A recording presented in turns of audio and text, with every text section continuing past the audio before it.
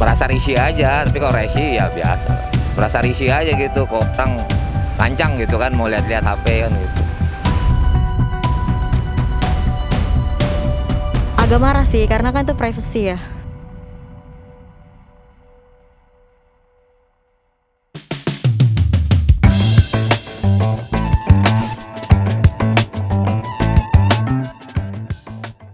Kamu pernah nggak pas lagi main HP terus diintip sama orang lain? Pernah.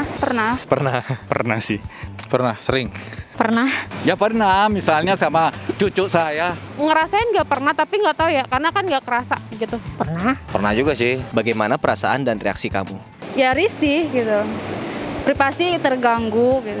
Nggak sopan sih ya, kan itu privasi orang lain. Jadi nggak sopan aja kalau orang ngelihat gitu. Terus kesel aja. Tidak nyaman sih sebenarnya. Kadang risih, kadang ya biasa saja sih. Maksudnya kadang kalau misalkan ada yang penting atau rahasia kan, kita juga agak risih kalau misalkan diliatin orang. Bete dan risih sih pasti. Agak marah sih, karena kan itu privacy ya. Merasa risih aja gitu, kok orang lancang gitu kan, mau lihat-lihat HP kan gitu. Tapi kamu sendiri pernah nggak sih ngintip HP orang lain? Enggak lah, nggak sopan. Pernah juga pernah. Pernah tapi nggak sengaja. Saya nggak pernah. Kalau misalnya memang sudah diizinkan untuk melihat, pernah. Pernah. Pengen tahu, iya. Apalagi punya suami ya. Iya. Biasanya kenapa sih kamu ngintip-ngintip? Nggak ada sih, lagi bosan aja. Maksudnya misalnya aku lagi di kereta, terus lagi bosan lihat-lihat yang di samping lagi buka HP gitu. Kayak nggak sengaja kelihat tapi jadinya kepo gitu. Kepo mungkin ya. Kepo aja, maksudnya orang lain mainin HP-nya sambil kayak kelihatan asik aja gitu. Kita juga pengen ikutan asik gitu. Menurut kamu, boleh nggak sih kita lihat HP milik orang lain? Nggak boleh lah, itu kan privasi. Ngintip nggak boleh, tapi kalau meminta untuk melihat dan diizinkan baru boleh. Nggak boleh sih, karena itu kan udah privacy dan haknya orang lain juga. Nggak boleh sih, nggak boleh. Nggak boleh katanya. Iya, sebaiknya memang nggak boleh. Kalau menurut saya sih ya mungkin kalau keluarga boleh-boleh aja, tapi kalau orang lain ya nggak pantas lah gitu kan. Itu kan privasi gitu. Menurut kamu, ada nggak hukumnya yang mengatur hal tersebut? Ada. Kurang tahu, kayak belum ada. Kurang paham. Kalau menurut saya sih nggak ada ya kayaknya. Belum ada ya, belum secara tertulis dan jelas. Boleh juga tuh dibikin, diusulkan. Kalau misalnya dengan tidak sengaja membaca chat itu nggak tahu ya ada atau enggak. Cuman kalau misalnya aturan yang mengatakan bahwa seseorang itu membuka privasi orang, khususnya HP, itu nggak boleh. Menurut kamu, lihat HP orang lain bisa dilaporin ke polisi nggak sih? Waduh, itu saya kurang tahu sih mas. Nggak bisa kayaknya deh. Mungkin kita tegur aja kali ya. Bisa, kalau misalnya membahayakan. Kalau saya bilang sih nggak bisa, cuman itu ininya cuman mungkin sopan santun aja kali, ya kan. Tergantung sih ya, kalau misalnya orangnya berkenan sih nggak masalah, tapi orang yang mempermasalahkan dan diusut mungkin bisa aja sih. Mungkin kalau mengintip aja enggak ya, tapi kalau misalkan dari dia mengintip dia itu mengambil data atau merugikan dari orang yang diintipnya itu bisa sih, bisa dilaporkan. Mungkin tergantung dari case detailnya kali ya. Kalau misalnya kayak yang case aku tadi sih, yang hanya tanpa sengaja ngelihat, itu kayaknya hal simpel yang dibawa berat gitu. Sejauh ini jujur belum tahu terkait dengan hukum melihat HP orang lain. Halo, lagi-lagi dengan Haris Ashar dalam diskusi soal hukum. Secara singkat aja, kita akan bicara soal privacy, masalah kepemilikan yang personal. Bagaimana aspek hukumnya? Kita belum punya undang-undang perlindungan privacy atau perlindungan data pribadi. Padahal data pribadi kita bertebaran di mana-mana. Kita terancam. Padahal di Undang-Undang Dasar, perlindungan pada kepemilikan pribadi itu dijamin. Privacy itu dijamin di konstitusi kita. Ya kan? Terkait pada diri kita, pada keluarga kita, pada kehidupan kita, kehidupan keluarga kita, dari aspek sosial, aspek ekonomi, semua itu dilindungi.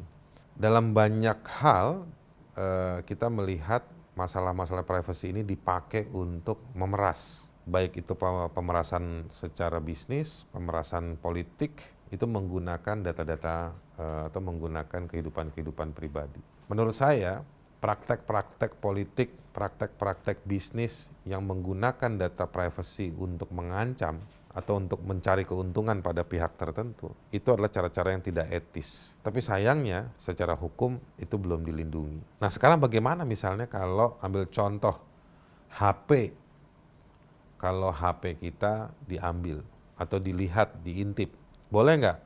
HP ada sejumlah aspek, HP sebagai benda dan HP dalam konteks mengakses, yang ketiga HP untuk melihat isi dari setelah kita mengakses. Bendanya kalau kita pegang, kita ambil tanpa persetujuan kita, itu bisa jadi semacam kayak pencurian atau perampasan. Yang kedua, untuk memaksakan akses, baik dengan dipaksakan melalui kita ataupun menggunakan cara yang lain, pemaksaan melalui kita itu bisa masuk kategori tindakan yang tidak menyenangkan, intimidasi dan lain-lain.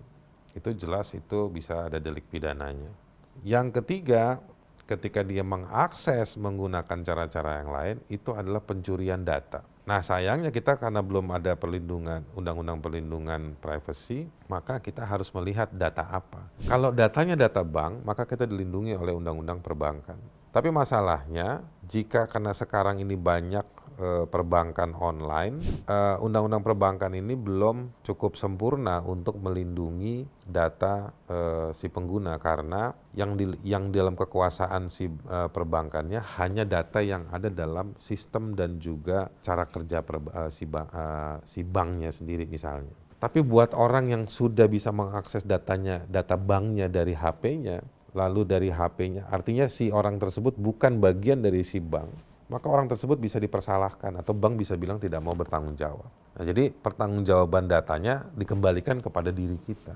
Nah, itu baru contoh di perbankan. Tapi ada banyak sisi, banyak ruang. Tapi intinya yang harus diperhatikan dalam soal privacy itu soal barang yang dipakai atau digunakan untuk menyimpan. Misalnya kayak HP itu barang, lalu yang kedua aksesnya, yang ketiga jenis datanya. Jenis data itu bisa foto, bisa rekaman suara, bisa juga soal data di dalam aplikasi tertentu. Nah, itu adalah materi soal privasinya. Nah, soal barangnya itu bisa jadi HP, komputer, materi nyimpen data ya kayak data-data CCTV, data-data komputer, hard disknya. Itu satu. Yang kedua itu adalah benda dari yang menyimpan privacy. Yang kedua, akses menggunakannya, karena benda itu ada kepemilikan. Siapa yang memiliki? Nah, kalau Anda memiliki, Anda harus bisa membuktikan. Yang kedua, soal mengaksesnya. Melihat orang ketika buka HP, itu pelanggaran atau tidak? Melihat isi HP. Saya ragu tidak ada aturan yang bisa mendalilkan untuk melihat orang yang sedang buka HP-nya. Kecuali secara sukarela ditunjukkan oleh orang yang punya HP dan mengaksesnya. Jadi akses itu melihat belum tentu bisa dikategorikan, kecuali kalau dia maksa melihat. Tapi yang paling krusial adalah menurut saya jika seseorang atau sekumpulan orang datang ke satu orang, katakanlah si A, memaksa si A untuk membuka HP-nya. Gitu. Cara memaksanya itu. Atau yang kemudian juga menggunakan cara lain untuk mengakses. Misalnya disadap, diganggu, akun Zoom-nya, HP-nya, atau dibajak akunnya, banyak ya. Saya juga pernah dibajak akun saya. Itu menurut saya sih kejahatan yang tapi tidak pernah diungkap, tidak pernah dibongkar. Nah, itu baru akses. Yang kemudian bahan apa yang diambil? Jadi materi informasi apa di dalam ranah privasi kita yang diambil? Nah, itu juga harus ditelaah lebih jauh. Tetapi kita sebetulnya kalau dalam sistem digital, internet, kita harusnya punya ya undang-undang ITE atau misalnya di paket undang-undang kekayaan intelektual. Karena foto kita itu karya cipta kita yang kalau dicuri dan digunakan, maka yang menggunakan itu dia bisa kena pelanggaran undang-undang cipta atau karya. Itu punyanya orang, kenapa digunakan? Apalagi digunakan untuk hal-hal tertentu, untuk kepentingan-kepentingan orang yang mencuri atau orang yang menyuruh untuk mencuri tadi itu. Nah, itu bisa kita lakukan upaya-upaya hukum. Jadi ingat ya, yang mesti diperhatikan soal bendanya, aksesnya, dan informasi data yang diambilnya. Kira-kira seperti itu. Kalau gitu saya closing. Sampai ketemu.